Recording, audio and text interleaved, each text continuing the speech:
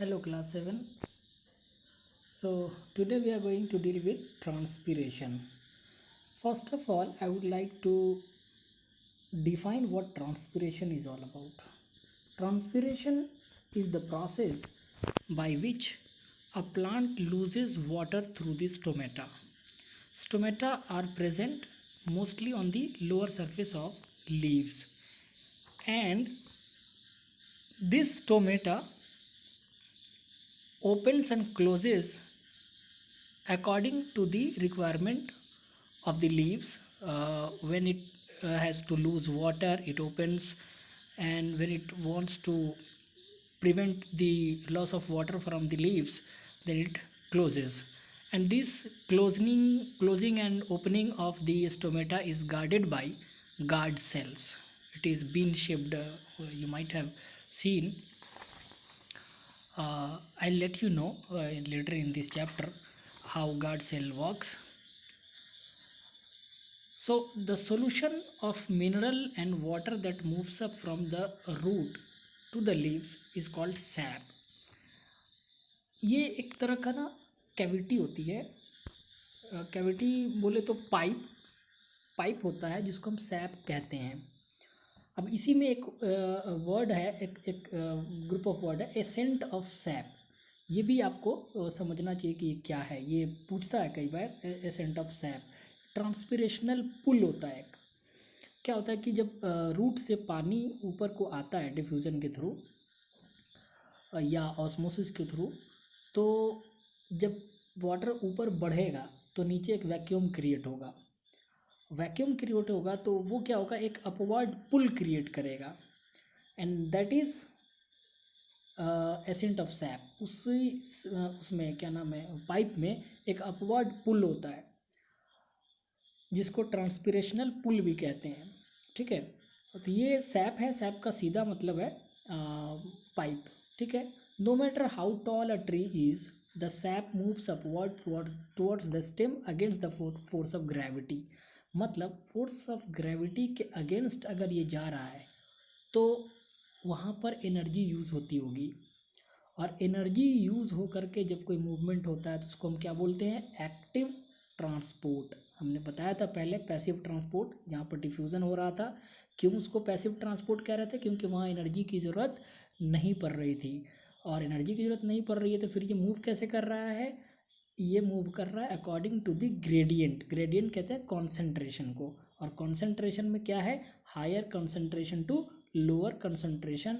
ये अपने आप बाय डिफ़ॉल्ट जो है मूव करता है, यहाँ कोई एनर्जी की ज़रूरत नहीं पड़ती है.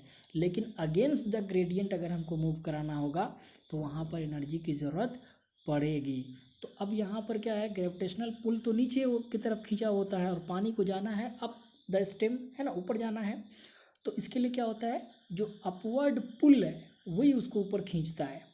आप जानते हैं आपके घर में जो वाटर की मोटर है वो जो चलती है तो क्या करता है, वो नीचे से हवा खींचता है और हवा के साथ साथ वो वाटर पुलों के ऊपर आता है. ठीक है. So that is very important to understand. What makes the sap rise. अब उस सैप में जो चीज़ें हैं वो ऊपर कैसे जाता है, two forces, that is a push and a pull, help to pump up the sap. The absorption of water by the root produces a push, but a much stronger force is the pull produced by transpiration. अब transpiration कहाँ है, एकदम उस pipe के outer surface पर. आप देखिए कहाँ है वो, लीव्स. वहाँ पर जो पोर्स है जिसको हम स्टोमेटा कह रहे हैं, वहाँ से वाटर निकला तो उस लीव में वो क्या छोड़ गया, वैक्यूम. वो वैक्यूम क्या कर रहा है, वो नीचे से एक पुल क्रिएट कर रहा है कि भाई नीचे से पानी दो ताकि हम और आगे फेंकें. ठीक है. तो यही वो फोर्स है जो कि ट्रांसपिरेशन कराता है और नीचे से वाटर को भी ऊपर की तरफ खींचता है. which is the process by which a plant loses water through this stomata on its leaf. So do not confuse transpiration with the process of expelling waste.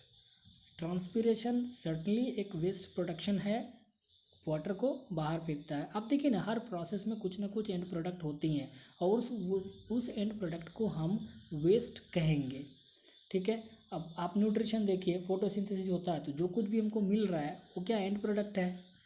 अंत में वो कितना हमारे यूज़ का है और कितना हम उसको वेस्ट मानेंगे, that depends on the particular organism कि उसको वो कितना यूज़ करेगा, ठीक है ना। तो ये चीज़ें हो गई ट्रांसपीरेशन की। अब आइए आगे देखते हैं ट्रांसपोर्ट ऑफ फूड। अच्छा, ट्रांसपीरेशन में एक और बात थी, वो थी कि जो मूवमेंट ऑफ वाटर हो रही है वो जिस पाइप से हो रही है उस पाइप को कहते हैं जाइलम, ठीक है। जो मैंने ट्रांसपोर्ट इन प्लांट्स में हमने आपको शुरू में ही बताया था कि solution of mineral water absorbed by the root of the plant reaches the leaves through a system of pipes. These pipes which run through every part of the plant are formed by a special kind of tissues known as xylem tissue. तो इसी तरह से xylem tissue की तरह से हमारे पास दूसरा है phloem tissue। ये क्या करेंगे भाई, नीचे से xylem ने आपको पानी दिया लीव्स तक, तो लीव्स में क्या होगा, खाना बनेगा, तो उसको फिर वापस आप खाना उन लीव्स से जो है रूट को दोगे ना, जिनसे आपने पानी लिया है। तो जाइलम क्या करता है, नीचे से पानी प्रोवाइड करता है लीव्स को, और लीव्स क्या करता है, उस पानी से जब खाना बनाता है तो फिर वो सारे पार्ट को, इवन रूट्स को भी वापस खाना देता है नीचे तक। तो ये यूनिडायरेक्शनल है।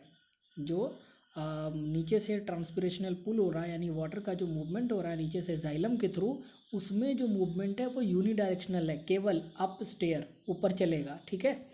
लेकिन ऊपर से जो खाना चलेगा ये दोनों होकर के चलता है, फ्लोएम होकर के तो खाना चलेगा, लेकिन यूनिडायरेक्शनल, ऊपर नीचे, यानी कोई लीव्स है, उस लीव्स में खाना बना तो वहाँ से नीचे रूट को भी खाना आएगा, और उससे ऊपर अगर कोई टहनी होगी वहाँ भी खाना पहुँचेगा। तो अप एंड डाउन दोनों, फ्लोएम में क्या होगा, दोनों तरह की मूवमेंट होगी, अप भी और डाउन भी।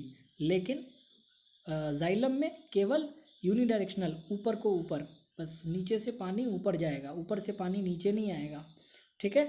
तो ये एक इम्पॉर्टेंट बात थी। अब ये ट्रांसपोर्ट ऑफ फूड को पढ़ लेते हैं, थोड़ा सा क्या कहता है देख लेते हैं।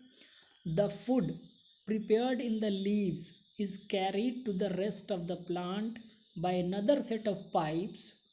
This set of pipe is formed by again a special kind of tissue that is called phloem tissue.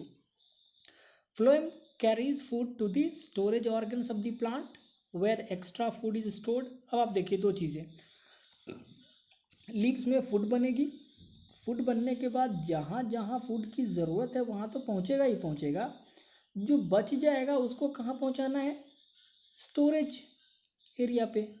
जो स्टोरेज ऑर्गन है जो फूड को स्टोर करके रखेगा वहाँ पहुँचा देगा गोडाउन में, ठीक है ना। तो ये डबल, हम बोले ना कि ये दोनों तरह की मूवमेंट है, नीचे ऊपर, जहाँ जहाँ ज़रूरत है, जहाँ बच गया चलो स्टोर में डाल दो, हाँ किसी को ज़रूरत है चलो उस टहनी को दो, उस लिप्स को दो, उस रूट को दो, स्टेम को दो, है ना, कैलिक्स को दो, सबको, फ्लावर को दो, सबको फूड पहुँचता है। The phloem also carries food to the storage organs of the plant where extra food is stored, and the activity इसमें करके दिखाया है, जिसमें आप देखेंगे कि कुछ ऐसे बार्क है जिनको छील करके रख देता है, वहाँ से हटा देता है, तो फिर क्या होता है कि आपको जो वाटर की सप्लाई है वो बंद हो जाएगी, ऊपर से फूड की सप्लाई है नीचे को तो वो बंद हो जाएगी। तो अल्टीमेटली प्लांट क्या करेगा, deprived of water and food दोनों हो जाएगा। तो वो फिर ऊपर से जो पानी आ रहा है वो नीचे से जा नहीं रहा है पूरी तरह से क्लियरली, तो वहाँ पर वो स्वेलिंग देना शुरू कर देगा, क्योंकि आगे से मूवमेंट बंद है तो वहाँ पर भीड़ लग रहा है तो वो स्वेलिंग करता चला जाएगा, ठीक है। और bark and phloem are removed, अगर आप वो निकाल देते हैं तो फिर वो मूवमेंट उनकी रुक जाएगी, तो आपको स्वेलिंग दिखेगी। स्वेलिंग का मतलब क्या है कि आगे रुकावट है और ऊपर से जो कंटिन्यूसली जो वाटर आ रहा है या फूड आ रहा है वो वहाँ पर नीचे ऊपर दोनों तरफ आप देखेंगे कि स्वेलिंग होना स्टार्ट हो जाता है। तो अभी हम देख लिए हैं ट्रांसपोर्टेशन ऑफ फूड को भी, ट्रांसपिरेशन को भी, जाइलम फ्लोएम दोनों क्लियर है। हाँ, कल हम लोग बात करेंगे सर्कुलेटरी सिस्टम ना। अभी तक हमने प्लांट में बात करी, कल हम लोग एनिमल की बात करेंगे कि यहाँ एक्सक्रीशन कैसे कैसे होता है, और फिर उसमें कई सारे ऑर्गन्स है।